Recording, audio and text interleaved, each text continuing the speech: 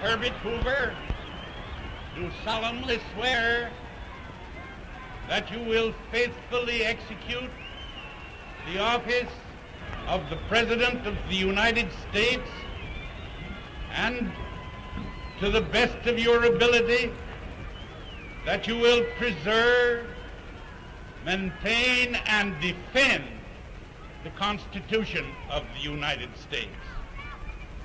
I do.